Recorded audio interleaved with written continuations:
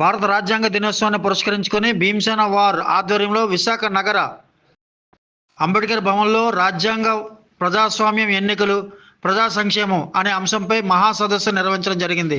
ఈ సభకు ముఖ్య వక్తలుగా పౌర హక్కుల ఉద్యమ నాయకులు, హైదరాబాద్ సెంట్రల్ యూనివర్సిటీ విశ్రాంత ఆచార్యులు professor G Harigopal, Nizam college Hyderabad assistant professor doctor Sudarshan Balaboina, Sikkolu book trust editor Doppala Ravikumar Srikakulam వారు ప్రసంగించారు.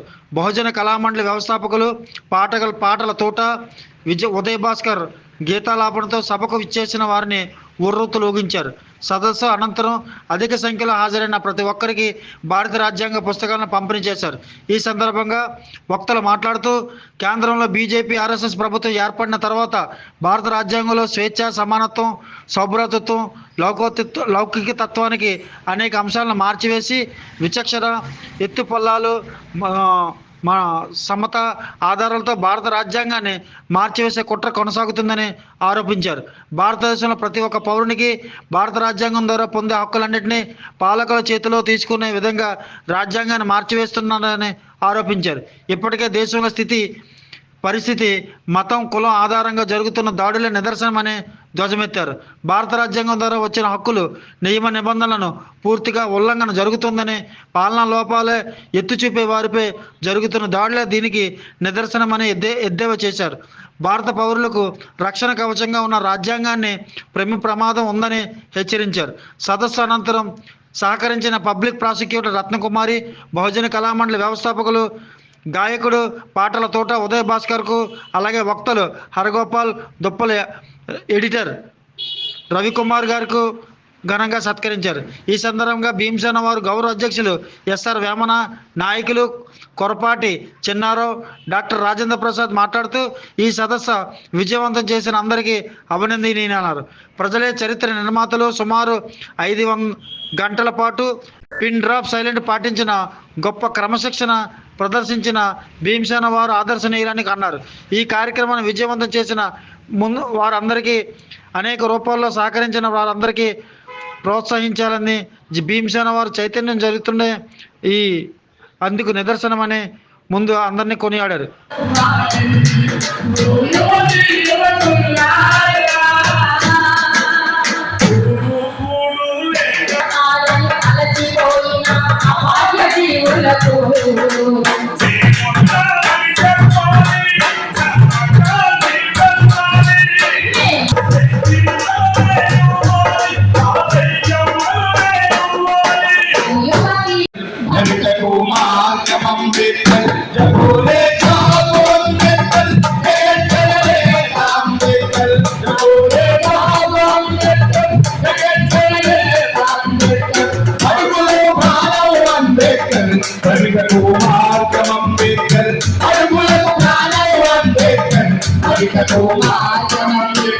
మబల్లో టీచర్ అంబేద్కర్, మబల్లో టీచర్ అంబేద్కర్, మా బతుకుల ఫ్యూచర్ అంబేద్కర్, మబల్లో టీచర్ అంబేద్కర్, మా బతుకుల ఫ్యూచర్ అంబేద్కర్, మదారికి టార్చు అంబేద్కర్, భారతకు మార్చు అంబేద్కర్, మదారికి టార్చు అంబేద్కర్, భారతకు మార్చు అంబేద్కర్, జగోరే జాగో అంబేద్కర్,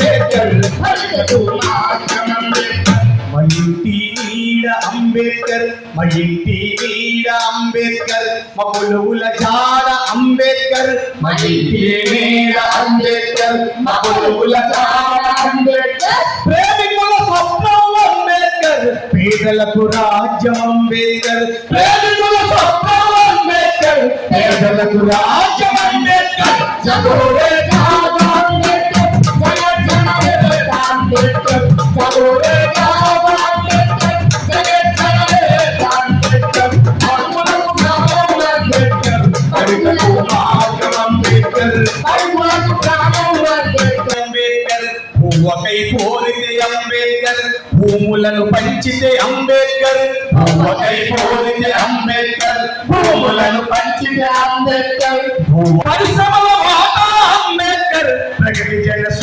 మార్గం అంబేద్కర్ ఐసమావాద అంబేద్కర్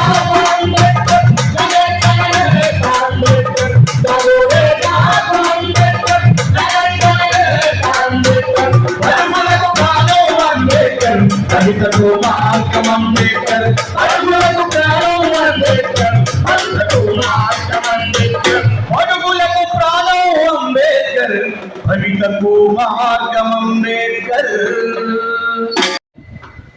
ఉపనిషత్తులు, వేదాలు, భగవద్గీత, రాముడు, కృష్ణుడు వీళ్ళందరి మీద రాశాడు ఆయన. Littles of Rama and Krishna చివరి దశ 53, 54, ఆయన 55, 56 చనిపోయే ముందు చాలా రచనలు చేయాలని ఆయనకు ఎన్నో విషయాలు చెప్పాలి. ఆరోగ్యం ఒకవైపు నుంచి ఆయనకి బాగా చేస్తుంది, అక్కడికి ఆరోగ్యం బాగలేకున్నా ప్రయాణాలు చేస్తున్నాడు. ఆ ప్రయాణాల్లో కూడా తాను ఇంకా రాయాలనుకున్న గ్రంథము దాదాపు ఆయన చనిపోవడం 2 రోజుల ముందు కూడా ఆయన ఒక రచన చేసి అది పూర్తి చేయాలి అనేటువంటిది. అంటే తనకు చైతన్యం వచ్చి చనిపోయేదాకా చివరి దాకా బాబాసాహెబ్ సమాజానికి చాలా చెప్పవలసి ఉన్నది. ఎందుకంటే అప్పటికే ఆయనకు కొన్ని భయాలు ఉన్నాయి. ఈ దేశం ఎటువైపోతుంది, ఈ సమాజం ఎటువైపోతుంది అంటే చాలా అంటే ఆశ్చర్యం ఏమిటంటే దాన్ని ఊహించగలిగే. అది ఎలా చెప్పాడంటే ఆయన కొన్ని రచనలు మాత్రమే అవి చదివితే మనకు ఇవాళ ఏం జరుగుతున్నది, ఈ సదస్సులో ఏం చర్చ జరుగుతున్నది, ఇవాళ మన భయాలు ఏమిటి, అసలు ఈ రాజ్యాంగాన్ని కాపాడుకోవాలని మన ప్రయత్నం ఏంటి, ఇంత చర్చ ఏమిటి. పోయిన ఎన్నికల్లో రాజ్యాంగాన్ని సుదర్శన్ గారు చెప్పినట్లు రాహుల్ గాంధీ రాజ్యాంగాన్ని పట్టుకొని, మేము కూడా తెలంగాణలో ఎన్నడూ ఎన్నికల్లో ప్రత్యక్షంగా పాల్గొనలేదు, కానీ ఎన్నికల్లో కూడా రాజ్యాంగాన్ని, రాజ్యాంగ విలువల్ని, రాజ్యాన్ని రక్షించుకుందాం అని మాట్లాడవలసి ఎన్నికలు. ఎందుకంటే ప్రమాదము చాలా దగ్గర ఉంది. మనము ఇవాళ ఈ సందర్భంలో బాబాసాహెబ్ స్ఫూర్తితో ఇవాళ మనం ఏం పాత్ర నిర్వహించాలి, మనకి ఏం బాధ్యత అప్పగిపోయాడు, ఏ వారసత్వం ఇచ్చిపోయాడు, ఆయన రచనలో మనకు ఏం కాషన్ చేశాడు, ఏ హెచ్చరిక చేశాడు అనేది నా దృష్టిలో చాలా ప్రధానం. భారత రాజ్యాంగాన్ని ఆయన డ్రాఫ్టింగ్ కమిటీ చైర్మన్గా ఉన్నాడు. 2.5 ఏళ్ళు రాత్రి పగళ్ళు కష్టపడి భిన్న రాజ్యాంగాలు చదివి రాజ్యాంగాన్ని రాశారు. సుదర్శన్ గారు, రామనరసింహ గారు అది చేసి చెప్పారు. రాజ్యాంగం అంటే సాధారణ ఏ దేశ రాజ్యాంగాన్ని చూసినా అధికారం అనేది ఏ సంస్థలకు ఉంటుంది, ప్రజలకు ఏం హక్కులు ఉంటాయి, రాజ్యానికి ఏం అధికారం ఉంటుంది. ఏ రాజ్యాంగానైనా ఒక హక్కులు ఉంటాయి, రాజ్యానికి అధికారం ఉంటుంది. రాజ్యాంగ సంస్థలు న్యాయ వ్యవస్థ ఏం చేయాలి, కార్యనిర్వాహక వ్యవస్థ ఏం చేయాలి, తర్వాత పార్లమెంట్, ఇవన్నీ దాంట్లో రాసి ఉంటాయి రాజ్యాంగం. కానీ మన రాజ్యాంగం చాలా భిన్నమైన రాజ్యాంగం, మిగతా దేశాల రాజ్యాంగం భిన్నమైన రాజ్యాంగం.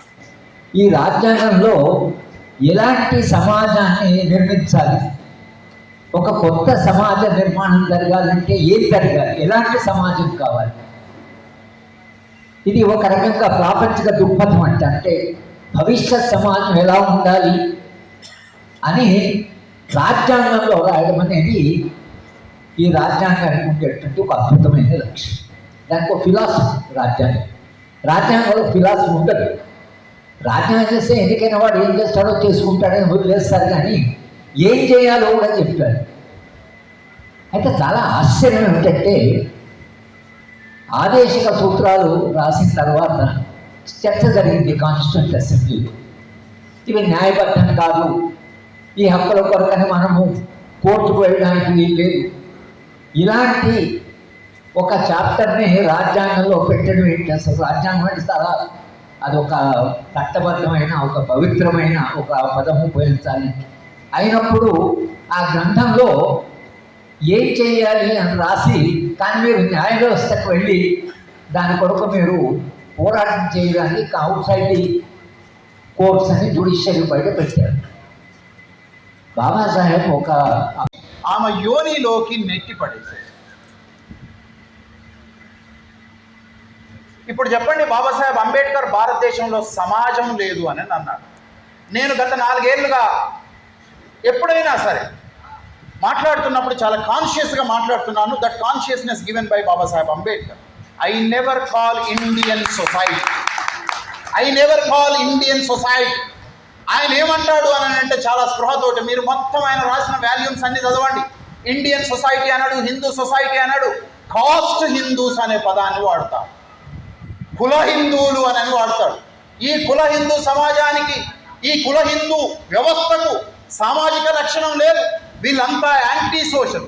మీరు కదా ధర్మం గురించి మాట్లాడేది, మీరు కదా సనాతనం గురించి మాట్లాడేది, మీరు కదా వేదం గురించి మాట్లాడేది, మీరు ఇన్ని ధర్మాల గురించి మాట్లాడేటటువంటి వాళ్ళు కేవలము పురాణాల్లో ఉండినటువంటి వావివరుసలు లేని సంబంధాల గురించి, మీరు రాసుకున్నటువంటి కట్టుకథల గురించే మాట్లాడుతున్నప్పుడు వాళ్ళ పైన అతి భయానకమైనటువంటి దాడులు చేస్తూ ఉన్నారు కదా. మరి మీకు ఈ వేదము పురాణము గ్రంథాలన్నీ ఏమి ధర్మం నేర్పాయి? ఒక తల్లిని కొడుకుతోటి తల్లితోటి సెక్స్ చేయమని అడగడానికి. ఊహించండి.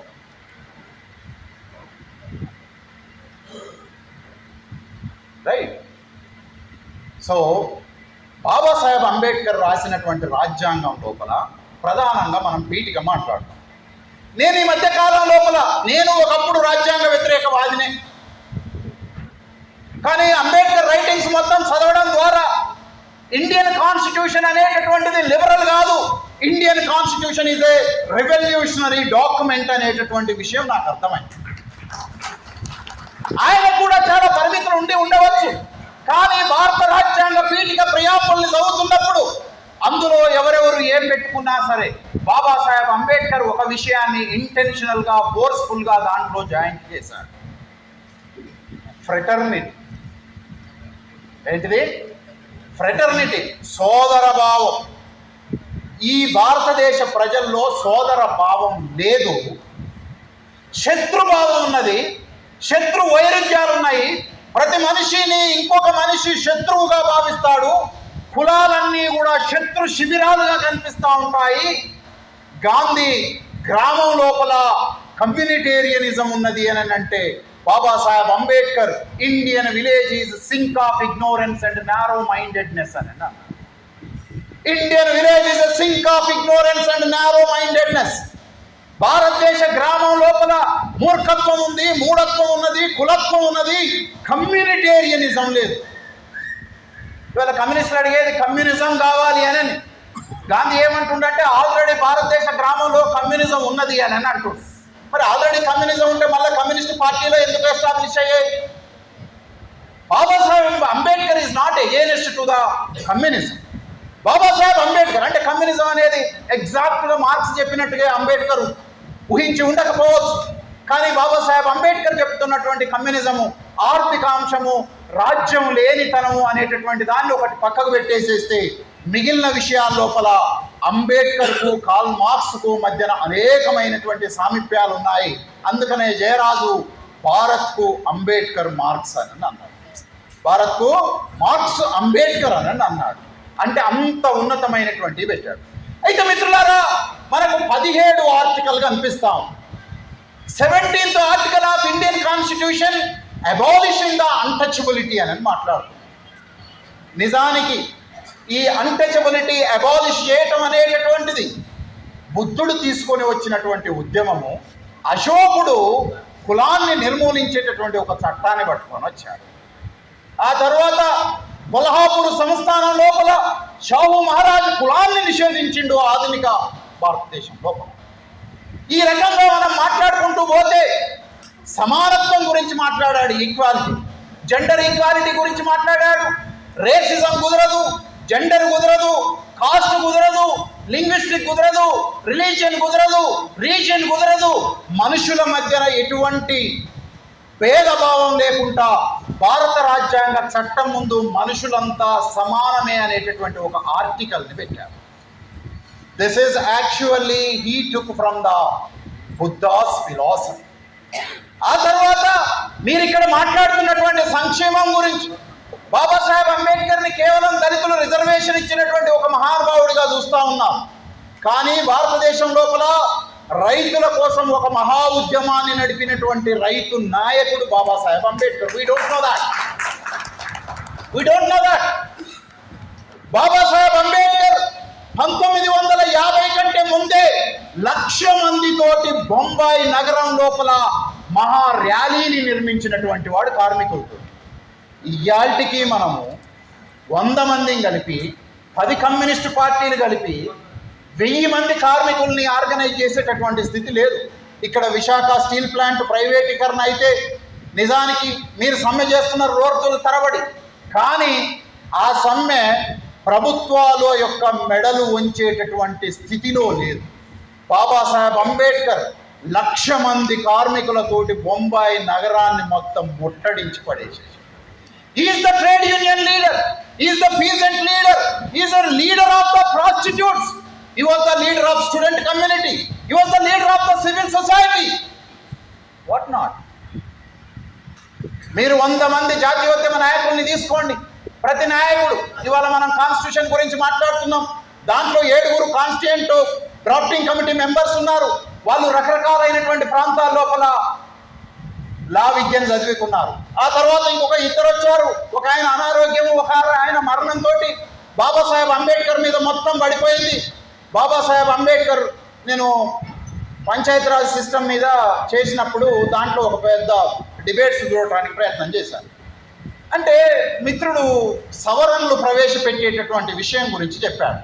ఈ సవరణలు ప్రవేశపెట్టినప్పుడు సభలో ఉండినటువంటి సభ్యులు ప్రశ్నలు అడగాలి అని అనుకున్నప్పుడు హౌస్లో అంబేద్కర్ ఉన్నాడా లేడా అని చూసుకొని మాట్లాడేవాళ్ళు. ఒకవేళ అంబేద్కర్ ఉంటే నువ్వు వేసేటటువంటి ప్రతి క్వశ్చన్కి ఆన్సర్ చేస్తాడు. తర్వాత సోక్రటీస్ లాగానే ఎవడైతే ప్రశ్న వేస్తాడో వాడి అమాయకత్వాన్ని ఇట్లా బట్టబయలు చేసేస్తాడు. వాళ్ళు ఊరికేనే బాబాసాహెబ్ అంబేద్కర్ని మోడరన్ మను అని పిలవలే. They called Ambedkar as a modern Manu. అంటే వాళ్ళ దృష్టిలో మనుధర్మం చాలా ఉన్నతమైనటువంటి గ్రంథం అని అంటే టెక్నికల్గా అంత జ్ఞానం ఉండి ఇంత పెద్ద గ్రంథం రాయటం లోపల లేబర్ వర్క్ చేసినటువంటి వాడు Babasaheb Ambedkar. That is the reason they called Ambedkar as a modern Manu of India. అయితే మిత్రులారా, ఎడ్యుకేషన్ సిస్టమ్ గురించి రాశాడు. విద్య అందరికీ సమానంగా ఉండాలి అని అన్నాడు. మరి విద్య అందరికీ సమానంగా లేదు. అసలు మనుషులు సమానంగా లేరు. ఈ దేశం లోపల మనుషులు సమానంగా లేరు. ఒక సమానం అనేటటువంటి ఒక స్థితిని క్రియేట్ చేయకుండా there is no success to the political democracy and electoral democracy అని.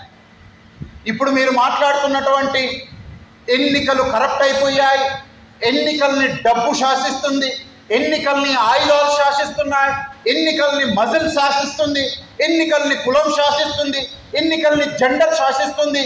మనము ఇవాళ ప్రజాస్వామ్యానికి ఏ ప్రమాదాల గురించి అయితే మాట్లాడుతున్నామో ఆ ప్రమాదాలన్నింటి గురించి ఒకటే వాక్యం లోపల ఏం చెప్పాడు అని అంటే, ఇండియన్ కాస్ట్ సిస్టమ్ని సరిచేయకుండా ఈ దేశం లోపల పొలిటికల్ డెమోక్రసీ సక్సెస్ కాదు అని అన్నాడు. ఇంకొక వాక్యం లోపల ఏం చెప్పాడు అని అంటే, democracy is not a mere form of the institution, government institution, it must be a character of society అని అన్నాడు. అంటే ప్రజాస్వామ్యం అంటే మనం ఏమనుకుంటున్నాం అని అంటే పవర్ 3 భాగాల లోపల డిస్ట్రిబ్యూట్ అవుతుంది అని అనుకుంటున్నాం. అంటే అధికారం అనేటటువంటిది చట్టం చేసేదిగా, చట్టం అమలు పరిచేదిగా, చట్టాన్ని సమీక్షించేదిగా ఉండేదాన్ని మనం డెమోక్రసీ నేచరు క్యారెక్టర్ అనుకుంటున్నాం. అంబేద్కర్ ఏమంటుండు అని అంటే, ఈ స్ట్రక్చర్ అనేటటువంటిది ప్రాపర్ ఫంక్షనల్ కావాలి అని అంటే సోషల్ సిస్టమ్ అనేటటువంటిది ప్రాపర్గా ఉండాలి. మనుషులు ప్రజాస్వామ్యయుతంగా లేకుండా, మనుషుల లోపల సమానత్వ భావన లేకుండా, మనుషుల లోపల హేట్రేట్ను తొలగించేది లేకుండా, మనుషులు శత్రుత్వ భావన లేకుండా, మనుషులు ఇంకొక మనిషిని కూడా తనతో సమానం అనేటటువంటి విలువతోటి చూడకుండా ఎన్నిక పెడితే ఏమవుతుంది? ఒక్క మునుగోడు ఎన్నిక ఖరీదు 350 కోట్లు. ఒక్క మునుగోడు ఎన్నిక ఖర్చు 350 కోట్లు. నిన్ననే మహారాష్ట్ర లోపల ఎన్నికలు జరిగాయి. చాలామంది మిత్రులు మహా అగాడి గెలుస్తుంది అని అన్నారు, కానీ వాళ్ళ వ్యతిరేక వర్గం గెలిచింది. ఈ మహా అగాడికి వస్తాయనుకున్నటువంటి దాంట్లో సగం కూడా రాలేదు, 50 వచ్చాయి. వాళ్ళు ఊహించిన దానికంటే ఎక్కువ వచ్చాయి. బీజేపీ 144 స్థానాల్లో పోటీ చేస్తే 130 చిల్లర స్థానాల లోపల గెలిచింది. Can you imagine? What makes them to be success in the electoral politics? Money is the issue, muzzle is the issue, caste is the issue, corruption is the issue. చాలాసార్లు మనము మనుషులు చాలా మంచివాళ్ళు అని అంటారు. నేను దీన్ని అంగీకరించాను. మనుషులు మంచివాళ్ళే, కానీ మనుషులు చెడ్డవాళ్ళు కూడా. ఒకవేళ మనం మనుషులందరం మంచి వాళ్ళమైతే బీజేపీ ఈ దేశంలో ఎందుకు గెలుస్తుంది? పూలే పుట్టిన దేశం లోపల, బాబాసాహెబ్ అంబేద్కర్ పుట్టిన నేల మీద, కబీర్ పుట్టిన నేల మీద, షాహు మహారాజు పుట్టిన నేల మీద భక్తి ఉద్యమము బ్రాహ్మణిజానికి వ్యతిరేకంగా ఒక మహా ఉద్యమంగా వచ్చినటువంటి నేల మీద, బౌద్ధము నడయాడినటువంటి నేల మీద బీజేపీ ఎందుకు గెలిచింది? లిబరల్స్ ఎందుకు గెలవలేదు? నేషనలిస్ట్ కాంగ్రెస్ ఎందుకు గెలవలేదు? ఇంతో ఆదర్శం ఉంది, మత వ్యతిరేకులు అనుకునేటటువంటి వాళ్ళు ఎందుకు గెలవలేదు? మతవాదులని మాత్రమే, ఈ విప్లవకారులు పుట్టిన నేల మీద మతవాదులను ఎందుకు ప్రజలు ఆహ్వానించారు? అంటే ఊరికనే మనము ఊహల్లో బతుకుతూ ప్రజలు చాలా గొప్పవాళ్ళు, ప్రజలు చాలా మంచివాళ్ళు అని అంటే నేను అనను. అంటే ఒక రాజకీయ పార్టీ ఒక ఓటుకు పోయినసారి ఇక్కడ ఎలక్షన్ జరిగినప్పుడు హైదరాబాదులో ఉండేటటువంటి ఆంధ్రుల్ని నేను అడిగా. ఆయన సుతారి పని చేసుకుంటాడు. ఏమయ్యా అని అంటే, సార్ వైసీపీ 7,000, టీడీపీ 7,000, నాకు 14,000, మా భార్యకు 14,000, మొత్తం 28,000 వస్తాయి సార్, నేను ఖచ్చితంగా 2 రోజులు ఇంటికి పోతాను. ఆయన సుతారి మేస్త్రి. అంటే మీరు అనుకోకండి, శ్రామికులంతా చాలా నిజాయితీగా ఉంటారు, దళితులంతా చాలా నిజాయితీగా ఉంటారు, స్త్రీలంతా చాలా నిజాయితీగా ఉంటారు, బాధితులంతా బాధితుల్లో శ్రామికుల లోపల కూడా బూర్జువా ఆలోచనలు ఉంటాయి. బాధితులు, శ్రామికులు, స్త్రీల లోపల కూడా బ్రాహ్మణులకు థాట్స్ ఉంటాయి. ఈ బ్రాహ్మణిజాన్ని, పెట్టుబడిదారివాదాన్ని బద్దలు కొట్టేటటువంటి ఒక వ్యవస్థని నిర్మించాలి. ఆ నిర్మించేటటువంటి వ్యవస్థ లోపల మనం అనేకమైనటువంటి ఇండియన్ కాన్స్టిట్యూషనల్ ఆర్టికల్స్ నుంచి పోతే బౌద్ధానికి సంబంధించినటువంటి ఎసెన్స్లు అల్ల కనిపిస్తాయి. అందుకనే తమ్ముడు భాస్కర్ మాట్లాడుతూ భారత రాజ్యాంగానికి సింబల్ని మనము అశోక చక్రాన్ని తీసుకున్నాం, జాతీయ జెండా. దిస్ ఈజ్ యాక్చువల్లీ ఎవరికి ఇష్టం? నెహ్రూకి ఇష్టమా? ఆయన ఎవరో బీబీసీ ఆయన ఇంటర్వ్యూ చేస్తూ నెహ్రూ కూడా చాలా ఆలోచనలు ఉన్నాయి కదండి, ప్రజాస్వామిక వ్యవస్థని చాలా గొప్పగా పరిడవిల్లేటట్టు చెయ్యాలి అని అనుకొని చాలాసార్లు ఉపన్యాసం ఇచ్చాడు కదా అని అన్నాడు. ఉపన్యాసాలు అందరూ ఇస్తారు, కానీ ఆచరణ కొందరు మాత్రమే చేస్తారు. ఈ దేశం లోపల ప్రజలు మొట్టమొదటిసారిగా కాంగ్రెస్ పార్టీ వచ్చినప్పుడు ఆవుదూడల సింబలు కాంగ్రెస్కు ఉండే. అంబేద్కర్ ఏమన్నాడు అని అంటే, ప్రజలు ఆవుదూడ పార్టీని ఎన్నుకుంటున్నారా లేకపోతే గాడిదలను ఎన్నుకుంటున్నారా నాకు అర్థం కావట్లేదు అని. So there is a problem in this that we need to understand. అందుకనే ఆయన ఏమన్నాడు అనంటే, if you turn in any direction there is a monster. If you turn in any direction there is a monster. The monster is caste. Unless killing that monster there is no change in India. మీరు electoral డెమోక్రసీని reform చేయాలన్నా, revolutionise చేయాలన్నా, systematise చేయాలన్నా, unless you understand the caste and the patriarchal system, you can't touch and you can't make any single simple reform to the Indian electoral democracy.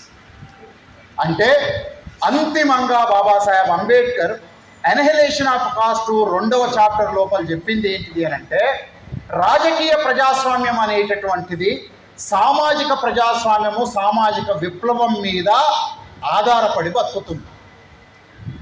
ఈ సామాజిక విప్లవాన్ని సృష్టించకుండా వచ్చేటటువంటి ప్రీమెచ్యూర్డ్ బేబీ పాలిటిక్స్ ఏదైతే ఉందో ఆ బేబీ ఉంటుందో సస్తదో కూడా అర్థం కాదు. అర్థమైందా?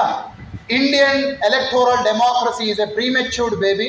That is the reason whatever we see these days challenges is a consequence of prematured baby. ఈ ప్రీమెచ్యూర్డ్ బేబీని మనం బతికించాలి అని అంటే we must go for the movement, for the social reform movement. ఆ సోషల్ రీఫార్మ్ మూమెంట్ని తీసుకొని రానంత వరకు మనం ఈ దేశం లోపల ఏమి చేయలేం. మిత్రులారా, నేనేం చెప్తా ఉన్నాను అని అంటే, కమ్యూనిస్టులు అనుకున్న లిబరల్ రాజ్యాంగం, సోషలిస్టు రాజ్యాంగం, కన్సర్వేటివ్ రాజ్యాంగం, రైట్ వింగ్ రాజ్యాంగం, ఈ రాజ్యాంగాన్ని కూలుస్తాము అని, ఈ రాజ్యాంగాన్ని మారుస్తాము అనేటటువంటి వాళ్ళు అందరికీ కూడా పచ్చకామెర్ల జబ్బుంది. అయితే వాళ్ళకి ఆ జబ్బుండి మనకు కూడా ఉన్నది అన్నట్టు మన మీద ప్రభావం చూపిస్తుంది. ఈ భారత రాజ్యాంగం పూర్తిగా లిబరల్ కాదు, ఈ భారత రాజ్యాంగం పూర్తిగా దోపిడీతమైంది కాదు. నేనేమంటున్నానంటే, ఒక దేశం లోపల మనిషికి చదవటము, బావిలో నుంచి నీళ్లు తాగటము, తరగతి గదిలో కూర్చోవటాన్ని నిషేధించినటువంటి దేశంలో ఈ మూడిచ్చినటువంటి రాజ్యాంగం నా దృష్టిలో విప్లవకరమైనటువంటి రాజ్యాంగమే. It may not be the revolutionary for you people who are privileged. But నేను మనిషిగా చూడలేదు, నేను ఒక జంతువుగా చూడబడ్డా. నాకు ఒక ఆత్మ ఉంది, నాకు ఒక హృదయం ఉంది, నాకు ఒక చలించేటటువంటి గుణం ఉన్నది. నేను నేల మీద నడవడాన్ని నిషేధించినటువంటి దేశం లోపల నన్ను నడవద్దనే వాని మీద కేసు పెట్టి జైలుకు పంపించే రాజ్యాంగం నాకు రెవల్యూషనరీ రాజ్యాంగం. సో దాట్ మిత్రులారా, కాన్షియస్నెస్ అనేటటువంటిది చాలా ఇంపార్టెంట్. అమెరికాలో ఒక బ్లాక్ పోయెట్ ఉంటాడు, నాకు బాగా ఇష్టమైనటువంటి వ్యక్తి. గత 20 ఏళ్ళుగా నాకు అవకాశం ఉన్న ప్రతి చోట కాన్షియస్నెస్ గురించి మాట్లాడితే ఆయన గురించి చెప్తున్నా. లాంగ్స్టన్ హ్యూస్ అనేటటువంటి ఒక బ్లాక్ పోయెట్. ఈ లాంగ్స్టన్ హ్యూస్ అనేటటువంటి బ్లాక్ పోయెట్ ఏమంటాడు అని అంటే, ఇవాళ జరుగుతున్నటువంటి ప్రపంచ యుద్ధంలో అమెరికా తెల్లజాతి పక్షాన మీకు మద్దతుగా యుద్ధంలో గెలవడానికి మమ్మల్ని రమ్మని అని అడుగుతా ఉన్నాను. రేపు ఆ యుద్ధంలో నువ్వు గెలిచిన తర్వాత నువ్వు బలపడిపోతే నాకు ఈ రోజున్నటువంటి కనీస హక్కు కూడా నాకు ఉండదు. కాబట్టి ఆ యుద్ధంలో అమెరికన్ తెల్లజాతి మనుషుల పక్షాన నేను ఉండను, ఆ యుద్ధానికి నేను వ్యతిరేకము అని అన్నాను. So that in India today we must have a consciousness of Mahatma Jyotirao Phule, Babasaheb Ambedkar, Periyar Ramaswamy. ఈ ముగ్గురు మనకి ఇచ్చినటువంటి లెన్స్ ఏంటిది అని అంటే, ఇది ఆయన గ్రీకు వాళ్ళు ఎవరో ఆ పైన ఉండేటటువంటి గ్రహాలని చూడటానికి ఇచ్చినటువంటి అవి కావు, టెలిస్కోపులు కావు. బాబాసాహెబ్ అంబేద్కర్ మనకు ఒక టెలిస్కోప్ ఇచ్చిండు. మన ముందున్నటువంటి సత్యాన్ని చూడలేనటువంటి వాడికి ఆ సత్యాన్ని చూసి దానికోసం పనిచేసేటటువంటి ఒక టెలిస్కోప్ ఇచ్చిండు. ఆ టెలిస్కోప్ అనేటటువంటిది అంబేద్కరిజం. ఆ అంబేద్కరిజం ద్వారానే ప్రజాస్వామ్యము, దాని విజయము అనేటటువంటిది ఉంటుంది అని చెప్పి మీరందరూ అర్థం చేసుకోవాలి. ఆ కోణంలో నుంచే ప్రయత్నం చేయాలి తప్ప రెడ్డి గారి పార్టీ, రావు గారి పార్టీ చేసేటటువంటి ఇంటర్ప్రిటేషన్స్ని నమ్మొద్దు అని చెప్పి నాకు ఈ అవకాశం ఇచ్చినటువంటి నిర్వాహకులకు, మిత్రులకు, వేదికపై